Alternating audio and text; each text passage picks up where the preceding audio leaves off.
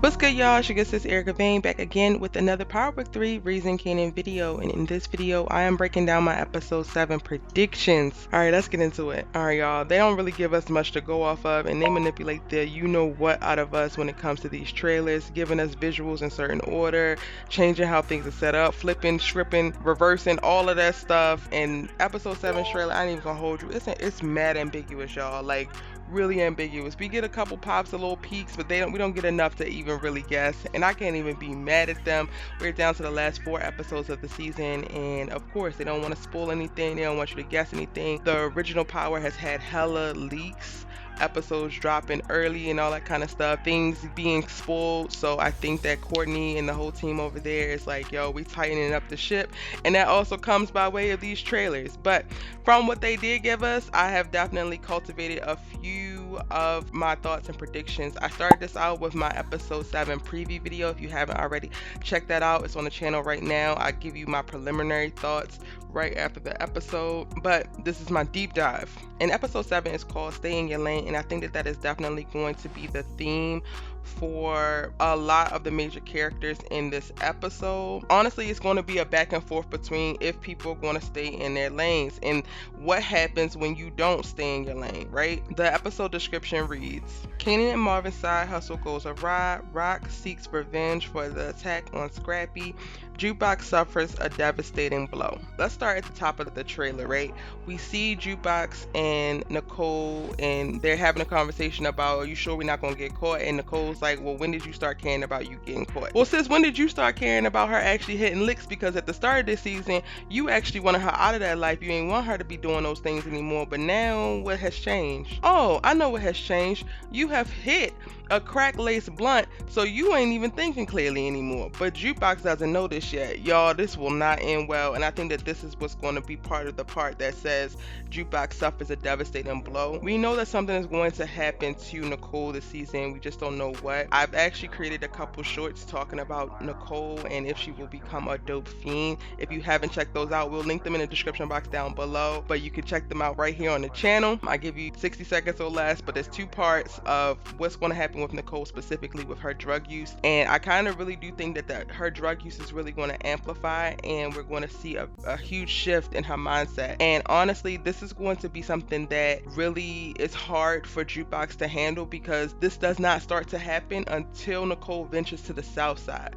When Jukebox was visiting her on the Upper East Side, everything was cool. She was still in her little white girl bubble. She was all fine and safe and protected. But now that she's in the gritty streets of Southside Jamaica, Queens, she don't know what's what. She's taking drugs from people that she shouldn't be taking them from. She's seeing a whole new world and thinks she want to taste and dabble and do all of this stuff.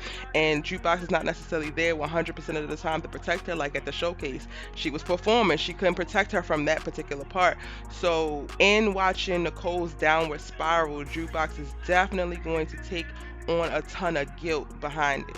But specifically in episode 7, I think that we are going to see them try to hit a lick, and I think that this is going to be that dance that Nicole was inviting Jukebox to at the start of the season. We saw, Nicole being cute and flirty and asking her to come to this dance, and Jukebox was like, well, what makes you think I want to come to your little white people dance? So they never really established that Jukebox was going or what was actually going to happen.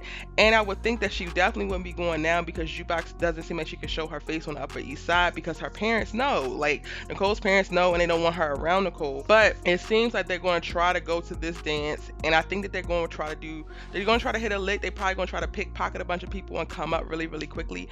And Nicole probably knows like how to navigate in the space and all of that, so she's trying to convince Jukebox to go with it, which again is just a huge change from what Nicole had been given earlier on in the season. She was much more protective and much more safe, much less risky at the start of the season, so you can definitely see how her character is changing. And I think that showcase and what happened at the showcase is what did it. So in episode 7, we're definitely going to see that. Now, if they get away with it, I doubt it, which is probably what's going to be the devastating blow. I think that it could possibly be like, this won't be the thing that happens to Nicole that's going to really change her forever, but I think that they might get caught, and Nicole's privilege is going to help her. But Jukebox doesn't have that same privilege as a little black girl from the South Side Jamaica, Queens.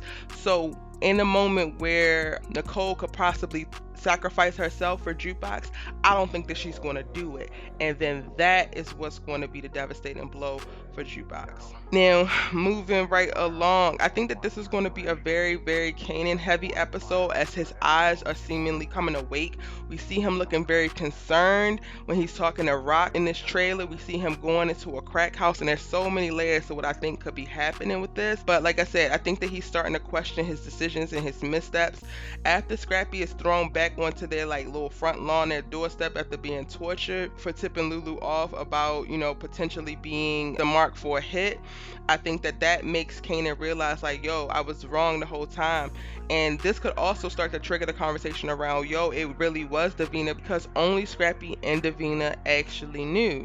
So one, that could be the thing that's going in the back of his head. But then also, he tried to go under the mattress for Scrappy. He went and tried to fight Scrappy, and the whole time they were right. Scrappy is Rock's most loyal soldier, and I think that that's going to really mess with Kanan's head. Like, that's going to be playing in his head that he literally almost sacrificed one of his mom's organization's strongest people, most loyal people, all behind what he thought, which could also start to move along in his brain of like, he don't know as much as he thinks that he knows. And that's something that Rock has been saying, but after her having to tell him like, you acting like a boy around the whole symphony and him, and you know, not telling him about the precinct and all of that, and then this, it's like, okay, it's putting two and two together of, you right, like I really do be messing up, I really do be thinking the wrong thing, you know, I killed Buck 20, you didn't even want that corner, I did this, I did that.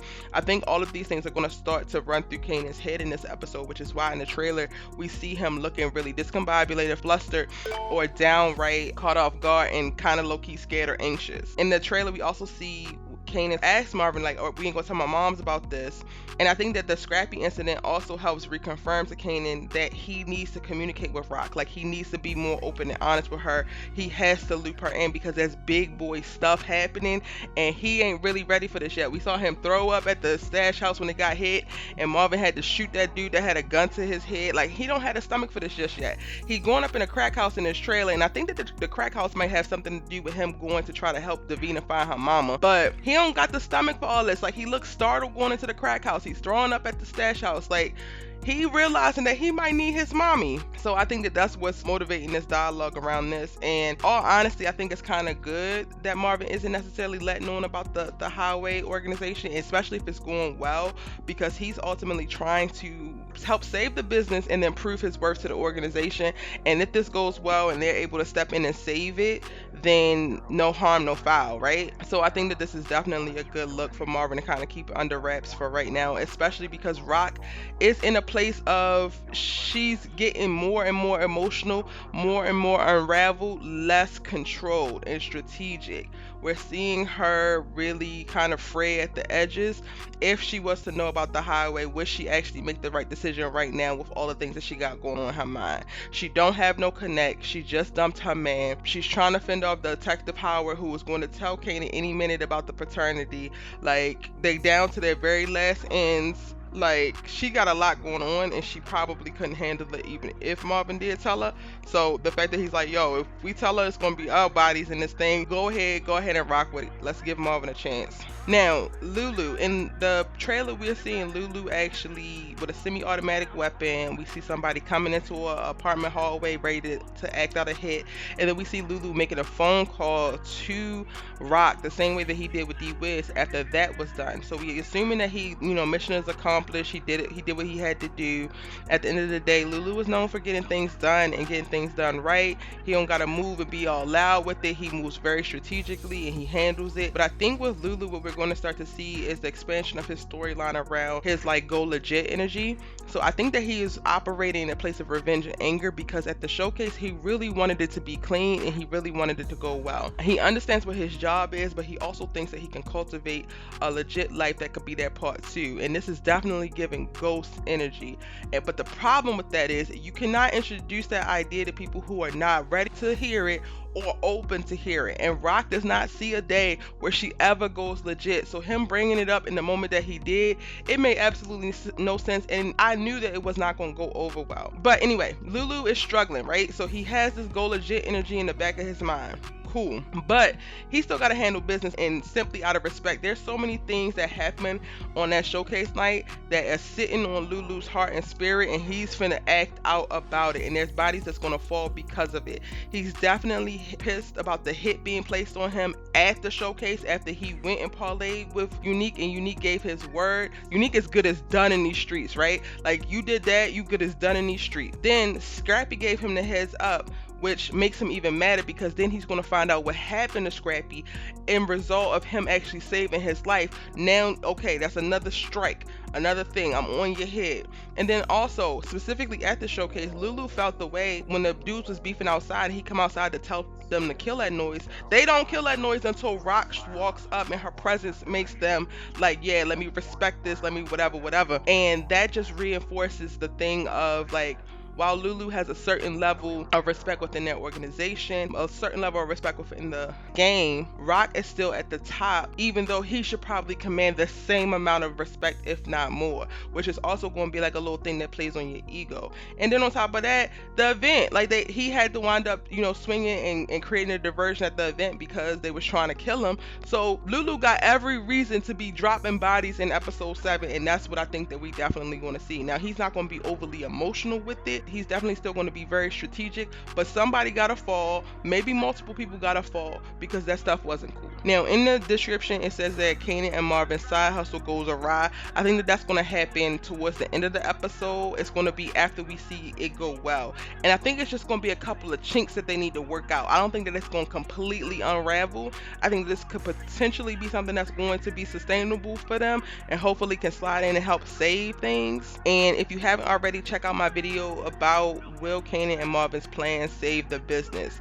It is on the channel now. Be sure to check it out after this video. And then the last part about Rock seeks revenge for the attack on Scrappy, I think that she's still going to be definitely in offense and really taking stuff personal. She should take it personal, because this is one of her, like, this is her number one dude. This is definitely like one of her strongest soldiers, and thank God that they didn't kill him. But she got to hit back, not only for Scrappy, but she got to hit back because she has no connect now. She's trying to scramble to find a new connect. The organization is disarray. She's running on fumes when it comes to product and trying to get product to the street. So I think that she's going to be pulling up the stops, and they're going to really be going to war. She sent Marvin uptown to get soldiers, and last episode I think we're going to see these people get deployed, and it's just going to be an all-out bloodbath, I think, in the streets at some point. Like, people going to start falling. People in the corners are going to start falling, because enough is enough. But y'all, let me know what you think is going to happen in episode 7. That is my full episode 7 predictions video for season 1 Powerbook 3 Raising Kanan. Y'all, it's getting good. It is really getting good. If you haven't already, be sure to hit the subscribe button, join the tribe. I'm posting Powerbook 3 Raising Kanan videos every day, and making sure to keep you updated with videos as well as YouTube shorts. So check it all out. Let me know what you think. Post a like, a comment, and I will definitely get back to you, and I'll see you in my next one. In the meantime, I have my Powerbook 3 Raising Kanan playlist link for you on screen, and some other suggestions for some stuff that I think you might like. So check it out. See you in the next one. Bye.